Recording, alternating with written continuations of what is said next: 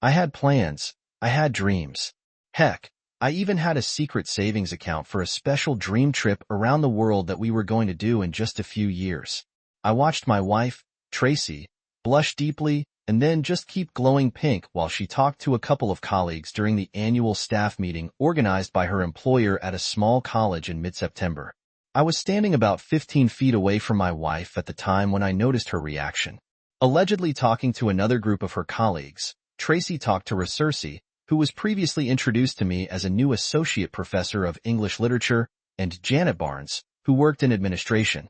Considering it was a Christian college, I doubted either of the other two had told a dirty joke, which meant there was only one reason for Tracy's skin color, especially her constant shade.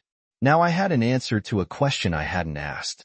When you've been married to someone for 23 years and together for 25 years, you know almost everything about that person, even if you don't pay much attention to them. If you pay attention to it, well, as the player would say, I knew all of Tracy's stories, her orientation 10 minutes before I thought I had a perfect marriage with an almost perfect woman. Now I was piecing together the puzzle of some recent oddities in my wife's behavior that until this moment I hadn't realized was strange. Tracy and I were best friends, lovers, and parents of two wonderful children.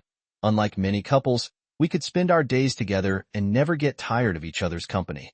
We could talk about anything, from bed to history, and we laughed at many aspects of these discussions.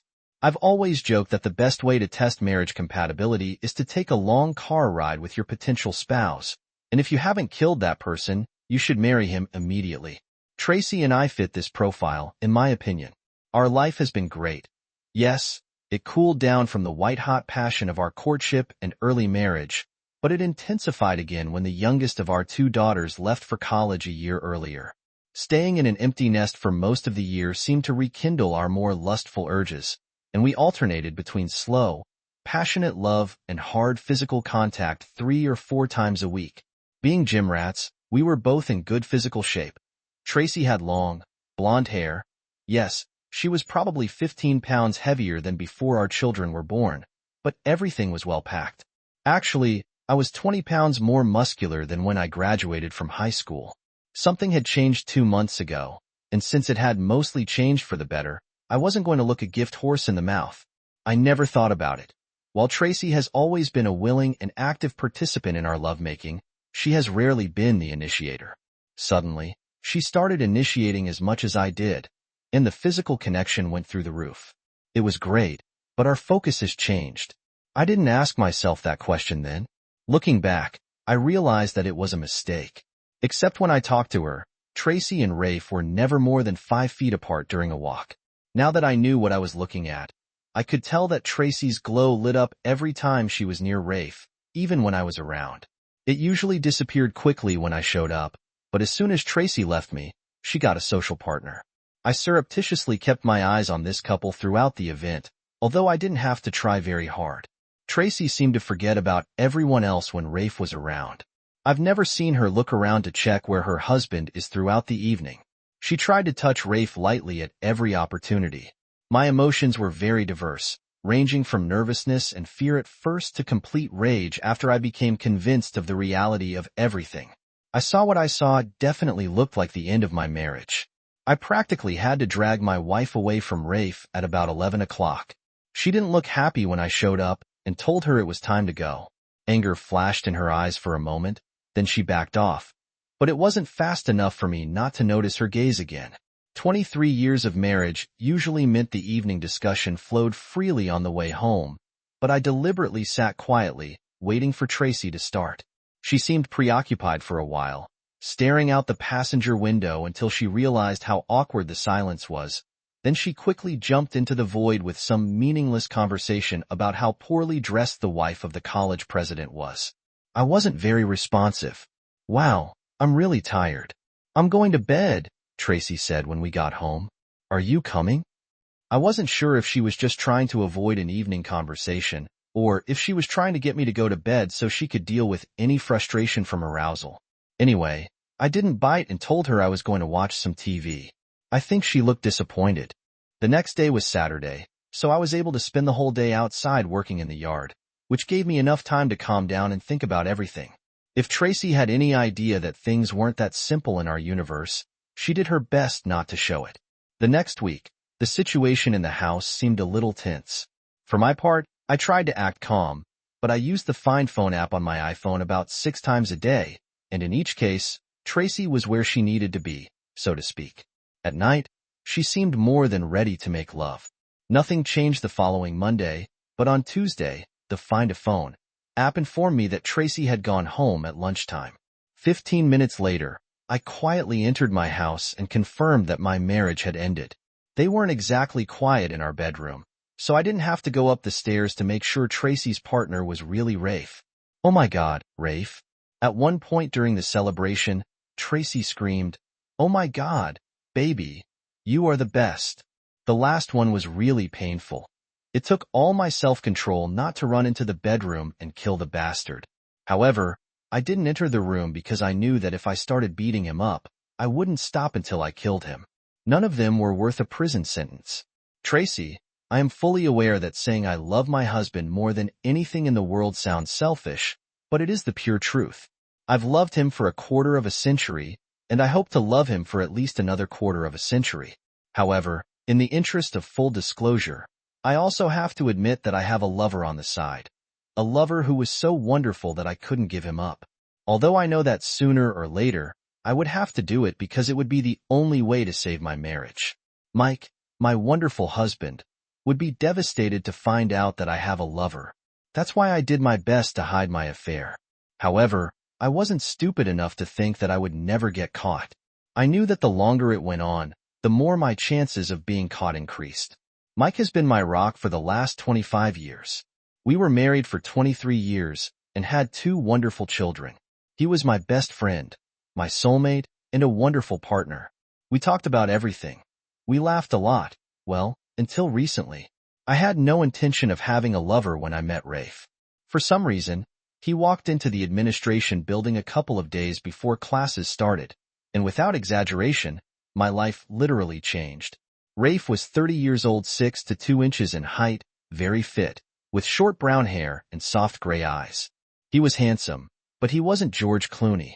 I didn't work the rest of the day because I couldn't get Rafe out of my head. By the time I got home, my nectar was already running down my legs. I'm pretty sure I almost killed Mike with the bed. I continued to use Mike to the hilt for the next 2 weeks, and then my dear husband opened the door of opportunity for me as he had to leave town for the night the following Wednesday. I knew it was wrong, but I was practically shaking when I called Rafe on Monday morning and invited him to lunch on Wednesday afternoon. I had already checked Rafe's schedule and knew he didn't have any classes that afternoon. I took administrative time off. Rafe met me at a small Italian restaurant, and we had a good lunch, talked, and laughed a lot. I know I laughed a lot, and it was hard for me to keep my hands away from his hands and wrists while we were talking. I blushed deeply and felt like a virgin on the very first date. My panties got wet 5 minutes after we sat down at the table.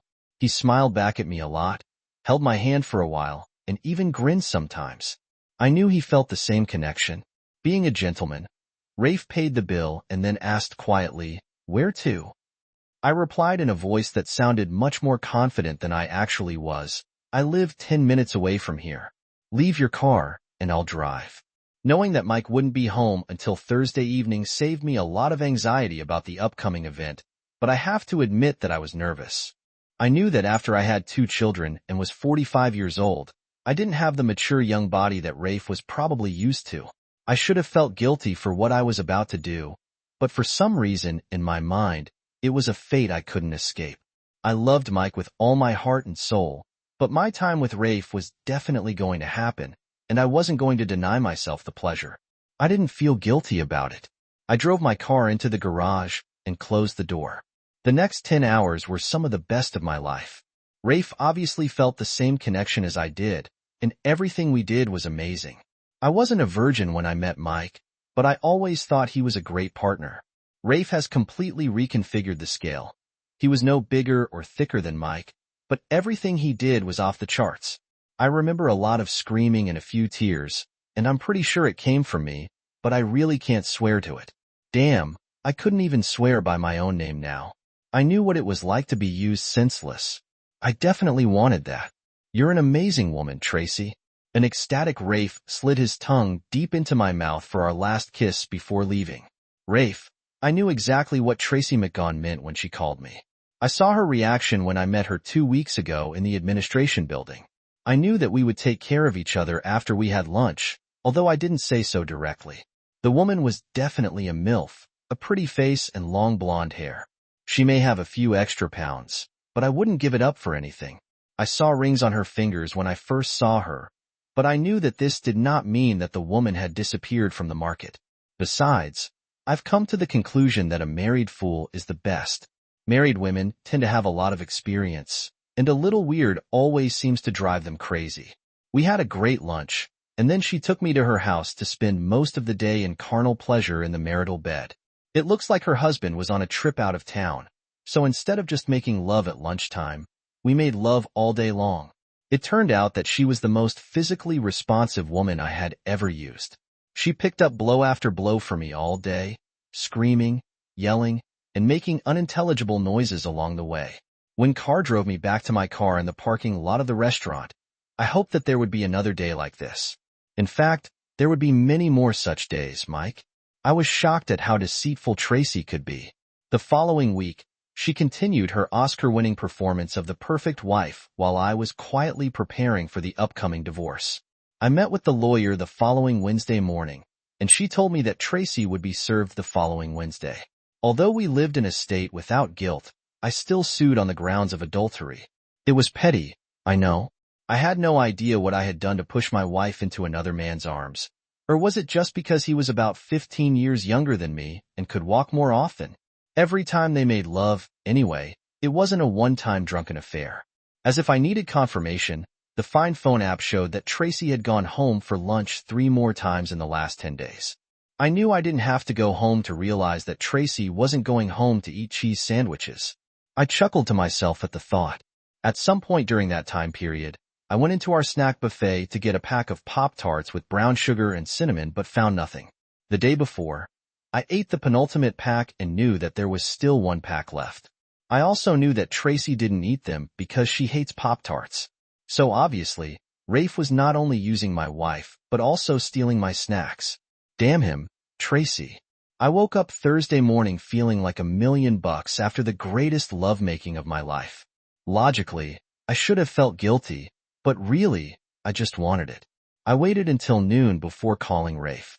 My husband won't come before 9 o'clock. If you come right after I get off at 5, we'll have time for another round, maybe 2, I said cheerfully. Put your car in the garage. I love a woman who knows what she wants, Rafe replied. I'm sure I started leaking the minute I heard Rafe's car pull into the garage. All I know for sure is that I was wet between my legs when he came into the house. I'm so glad you called, Rafe said. We made slow, passionate love in the first round. Rafe left around 7:30. I quickly disassembled the bed and changed the sheets for the second time in 2 days, making sure to put both sets of sheets in the bottom of the basket. I felt great when I jumped into the shower. 90 minutes later, Mike walked through the door, and my timeless moment ended. I hugged my husband tightly. I really love this man, although I admit I felt a little guilty when Mike practically dragged me into the bedroom to make love. It was the first time in my life that I made love to 2 different men on the same day. To be honest, it was incredibly hot for me. It was fantastic, Mike, I said softly as we snuggled up to each other after our second connection of the evening. I really meant it. Mike was an excellent lover in his own right, however. The way I communicated with Rafe was beyond praise. It was almost as if we were doing something completely different from what Mike and I were doing. I couldn't feel guilty for doing something so amazing. Mike, I knew that Tracy was supposed to be served with the divorce papers on Wednesday at 10 a.m. It took 2 minutes before my phone rang. No, Mike, I don't want a divorce, she screamed on the phone when I answered. And I don't want a cheating fool for a wife. But we don't always get what we want, do we? I replied. I can explain, she accepted it. A decision for yourself, the one we need to talk about, Tracy cried. Since you ignored our vows and us, I also made a decision for myself, so no, we don't need to talk about your decision, I said, ending the conversation. I could really be productive at work, unfortunately.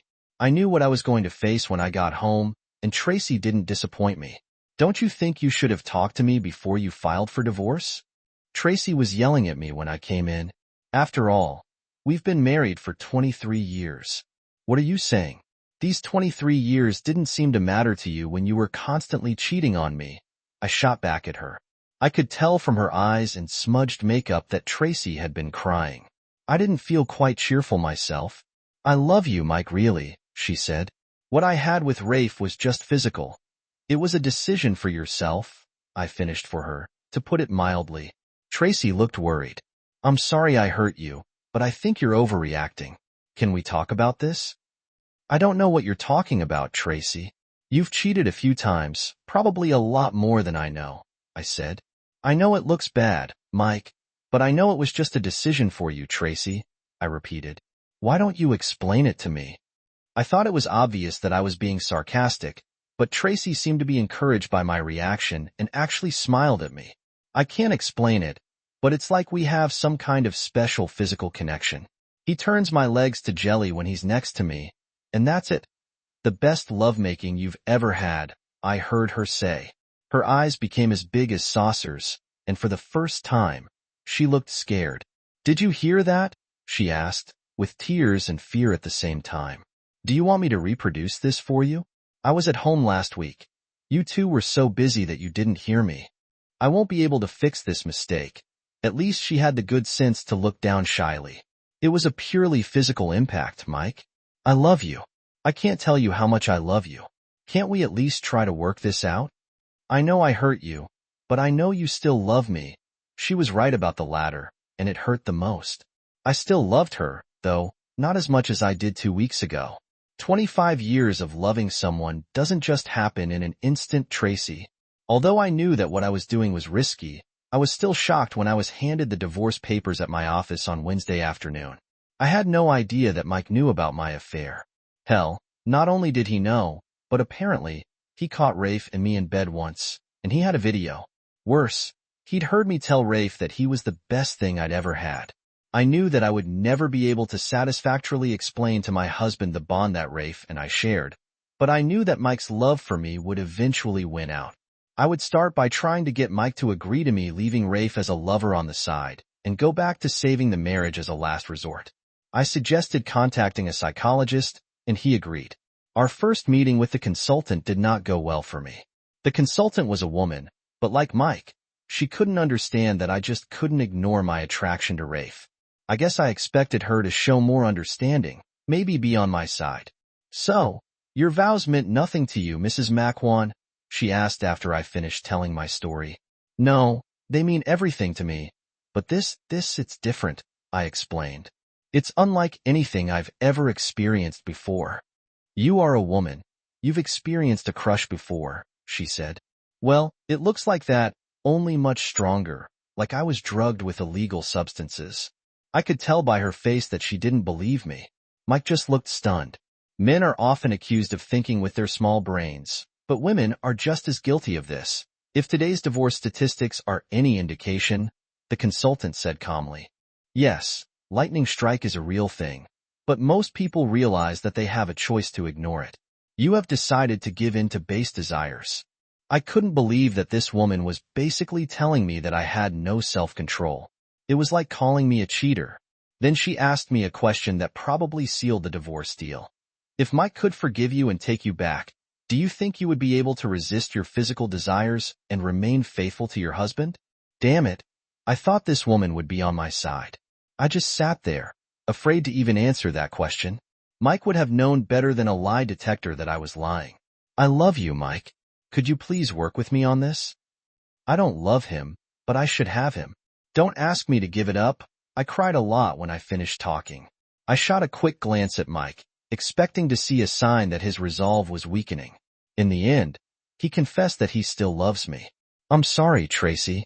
I really love you, but I won't give you the right to cheat on me, and I can't forgive what you've already done. I'm sorry, I wasn't man enough for you. You're more than enough of a man for me, Mike. I love you, I said. I don't like him. I'll give up on him if that's what keeps us together. Please don't give up on us, I pleaded. I didn't do it. You turned us down the first time. You used that, he blurted back. Don't pin this on me. I just never knew how selfish you are. In the end, it's all about you. And you just don't love me as much as I love you. 2 weeks after I last saw the counselor, I was in my bedroom, riding Rafe like a stallion. I didn't know if Mike was watching me, but at that moment, I didn't care. I saw Rafe on campus the day before and called him when I got back to my office. He was more than willing to come on a lunch break date. The divorce was finalized 6 months later. During this time, Rafe and I made love dozens of times. He was my kryptonite. I loved Mike, but I lusted after Rafe. I had to get him. I knew I'd never get Mike back because of this. He didn't love me enough to let me get Rafe.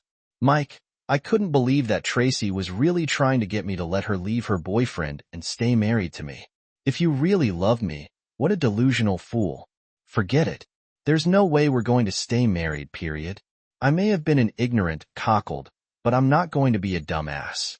I was very surprised that the marriage counselor we hired didn't live in the same dreamland as Tracy. She practically called my wife a cheater in our first session, and it hasn't gotten any better since. She ended our session after the fourth, telling my wife that I would never back down from my position and that she supported me. I thought Tracy was going to sink through the ground when the counselor told her to stop the sessions. I do not know if Tracy asked my daughters to try to stand up for her, but they both tried very hard.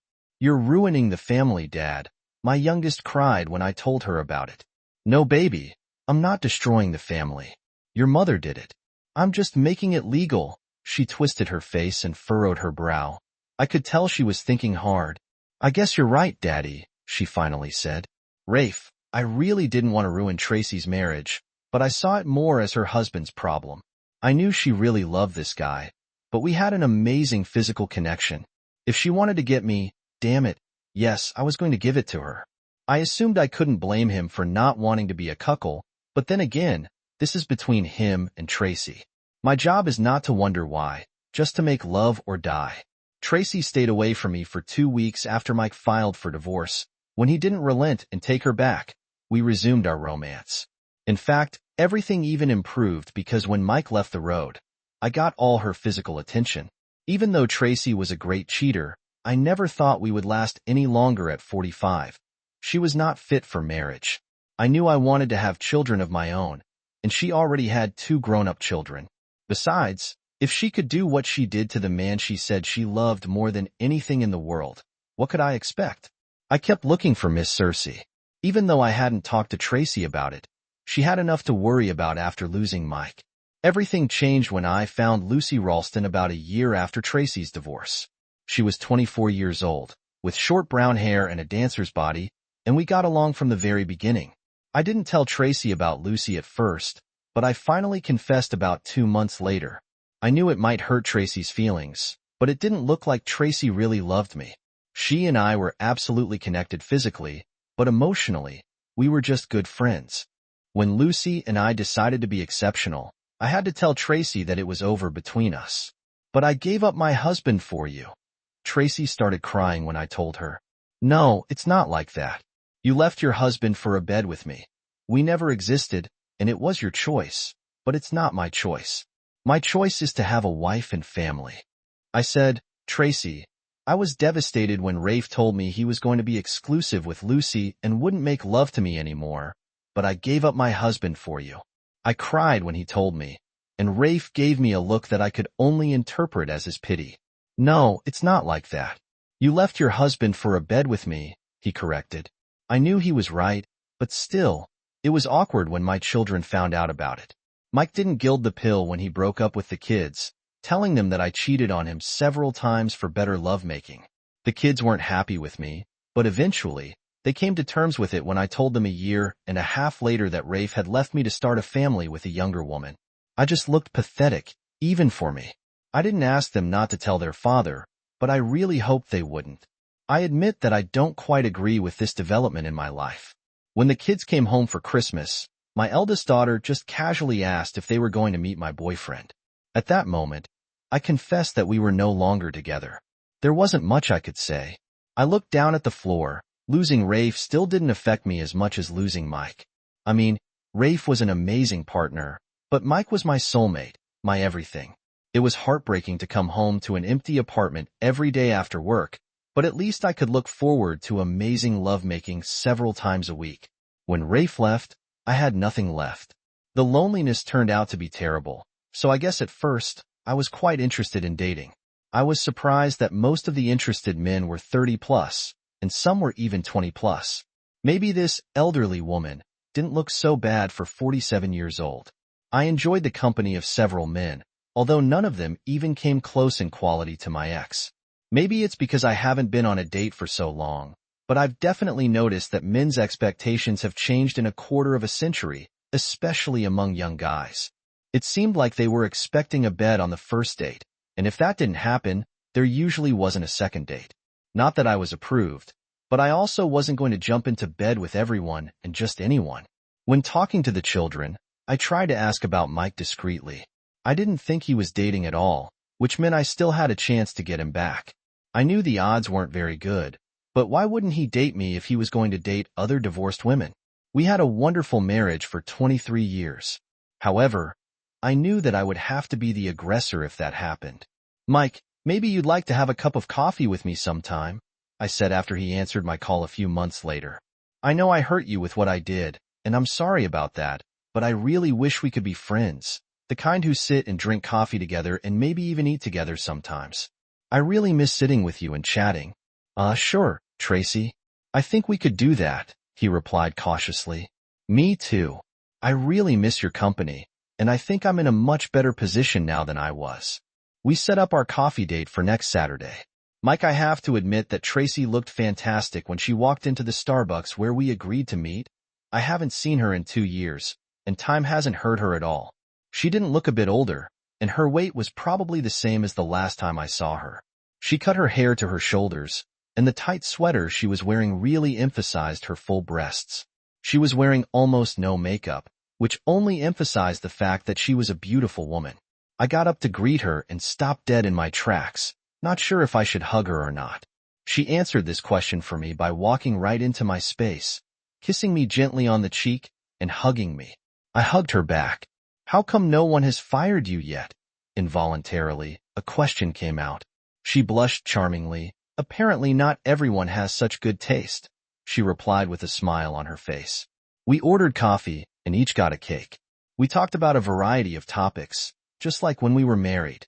The conversation was so pleasant that each of us drank a second cup of overcooked Starbucks caffeine. It was fun, Tracy, I said as we got up to leave. How about we have lunch together next time? I think I surprised her with this invitation because her eyes widened when she looked at me. Of course, it's going to be great, she said softly. I called her 2 weeks later and set up a lunch date. Date, huh? It's been over 25 years since I've gone on any dates, absolutely none since Tracy and I divorced. Although I was crushed by what Tracy had done to me, I tried my best to feign indifference to the general public. However, in fact, all this just tore my heart out. After the divorce, I stayed away from all women. One Saturday afternoon, Tracy and I enjoyed a very pleasant lunch at our favorite Italian restaurant. I know she was hoping that I would invite her to my house after lunch, but I walked her to her car in the parking lot, gave her a friendly kiss on the cheek, and headed to my car. Over the next year, we enjoyed several dinners. I didn't want to go beyond that because, in my opinion, dinner leads you to what happens after dinner, which leads you to what happens. I didn't want to, and couldn't approach it. Tracy, Mike must have gotten smarter over the years. I knew he liked the time we spent together, but he never invited me to dinner. I thought that at some point he would decide to do this, and it would just be a small step towards us spending the night together. I knew he wasn't dating, and I thought if I could turn his world around one day, I'd have a chance to get him back. But he just never gave me the chance. Lunch at the IHOP is hardly conducive to sharing a bed. I took the hint and started dating others again. I guess I'll just have to accept that I'm just another piece of ass on the dating scene for them all. Mike Tracy messed with my head so much that I haven't actually dated a single woman in 5 years. I definitely didn't view my dinners with Tracy's dates, although I know she was counting on something. I was at my favorite liquor store, checking out the many available brands of tequila, looking for something new when I felt someone's presence on my right. Obviously, she was doing the same thing as me. She looked pleasant enough, so I decided that my extensive knowledge of distilled spirits could be useful to her. I was just trying to be friendly. Do you want to drink tequila or make a cocktail? I asked with a smile on my face. I never dilute good tequila. I drink my tequila the way I drink my coffee, straight, without anything, she replied. Margarita is good for parties, but when I drink for real, I don't mix. Wow, a woman who has a clue. I didn't know a single woman who drank tequila properly for the first time. I turned to face the woman. He drinks tequila and looks damn good. There are no rings on her left hand, either. She seemed a little younger than me. She had a shock of curly dark brown hair that almost reached her shoulders. Her skin was pale, and her eyes were a sparkling blue. I assumed Irish blood, like mine. I didn't realize I was staring at her until I heard her speak, and then I realized she had asked me a question, subtle, very unnoticeable. She chuckled when I returned to the real world. I know I'm blushing. I'm sorry. I'm just lost, I said weakly. A dozen brands of tequila and a beautiful woman who understands how to drink this stuff? This doesn't happen very often in my world. She gave me a wry smile. I thought she was going to move on when she spoke again. And what kind of world is this, Mr. Tequila Snob Loserville, USA? I muttered. Ma'am, did you just call me ma'am? She asked incredulously. Wow, do I look like your mother or something? I'm sorry about that. It's a matter of good manners. It's my parents' fault. But no, you don't look like my mother. I loved my mother to death, but even on her best days, she didn't look as good as you. I couldn't believe it actually came out of my mouth and grimaced. She looked surprised. Then that look slowly turned into a sly smile. By this point, I had a good look at what seemed to be a tight, curvy body for a woman her age. So why Loserville, Mr. Tequila Snob? I continued. If we're being polite, it doesn't look like you're going to have any trouble setting up a couple of dates. I haven't been on a date in 5 years, since I divorced my cheating wife, I said quietly. Oh, I'm sorry about that, she said, looking embarrassed. There was an awkward silence for a while. I didn't have enough game to break the deadlock, but luckily she did. So what do you recommend? What is it? She asked, returning to the tequila. I'm a big fan of Don Julio Blanco, and I also like Ferry's new boyfriend, Sammy Hagar Santo Tequila. But if this is really a special case, then choose Don Julio 1942. It's damn expensive, but it's a really good thing. How much is it expensive? I replied, $185 a bottle. She nodded at me, as it seemed to me, ending the conversation. I grabbed a bottle of Santo from the shelf, then I thought, what the hell, and held out my hand. Mike McGaughan, how would you like to try the tequila next door at my expense? Then you could have made a more informed decision, I said, giving her my most sincere look. She grinned again, brazenly looked me up and down, and then accepted my invitation. We went to a nearby bar and spent the next 2 hours trying tequila. I also made sure to buy us a couple of snacks when we left the bar. I had Rose Smart's phone. I couldn't even begin to explain what was going on in my head over the next week. I was thrilled to get a beautiful woman's number, but that meant I had to call her and set up a date. The last time I went on a date was right before the American Revolution. I thought I could take her to a restaurant. Maybe I could find a roller skating rink or bowling. My head was spinning. I had a good job and I was making decent money. For the most part, people seemed to like me. I was well aware of current events and would never talk about politics on a date. I noticed that I was sweating profusely. I realized that one thing hadn't changed when it comes to dating. Women have all the power, and they know it. However, she gave me her number without me having to point a gun at her. That should have counted in my favor, shouldn't it? The debate in my brain raged for several days, and could have lasted much longer if fate had not intervened. Fate, disguised as Anna Sortino, whom I literally bumped into in the hallway of the office where I worked. I was trying to decide what to do with Rose when I ran into Anna. She stumbled on her 3-inch heels, and I grabbed her arms to keep her from falling, apologizing at the same time. I know I'm not very busy, but I don't think you would have noticed I was there if you hadn't bumped into me, Anna told me after I calmed her down. Is there a problem? Anna was probably the same age as my youngest daughter. We talked from time to time. Usually I would give her some fatherly advice about something. She was also my personal advisor on the issues of the younger generation. If I needed to explain something generational and I didn't want to call my kids, I would find Anna, and she would explain things to me face to face in words that made sense to my 50-year-old brain.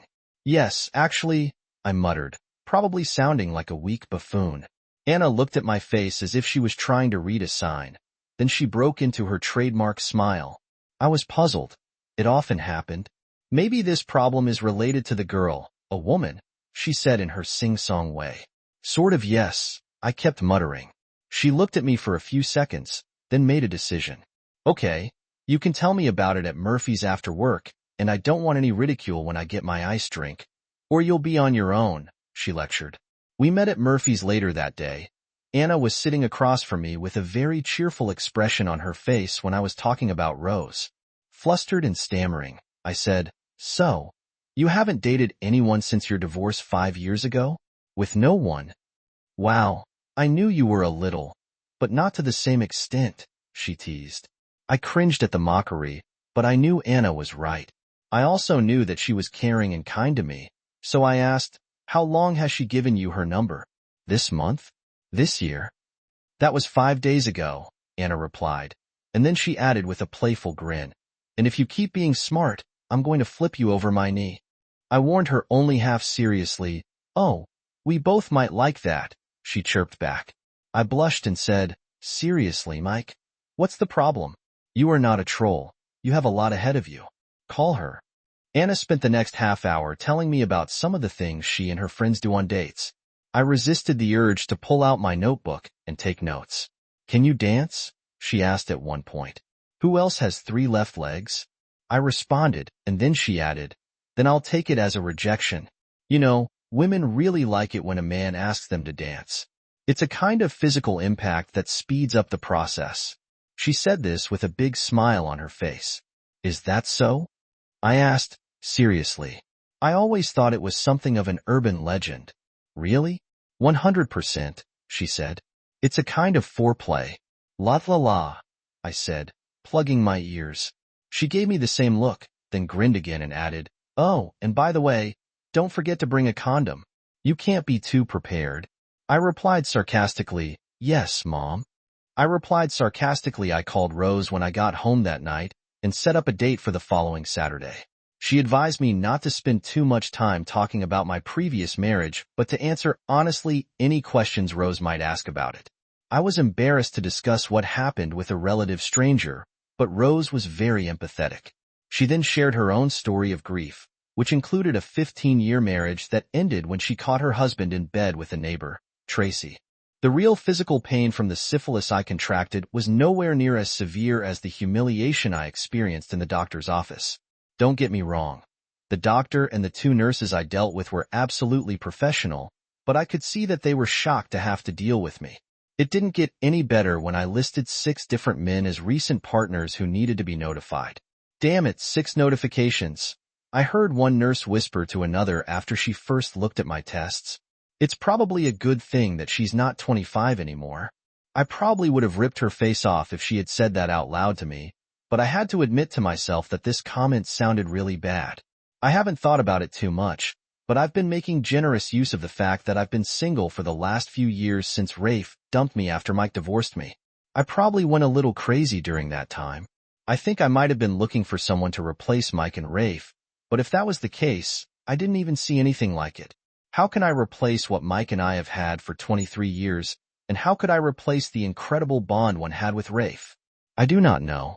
Maybe in my mind, I compensated for the quality with quantity. I never really thought about how many men I slept with until I had to report on the number and list of my partners.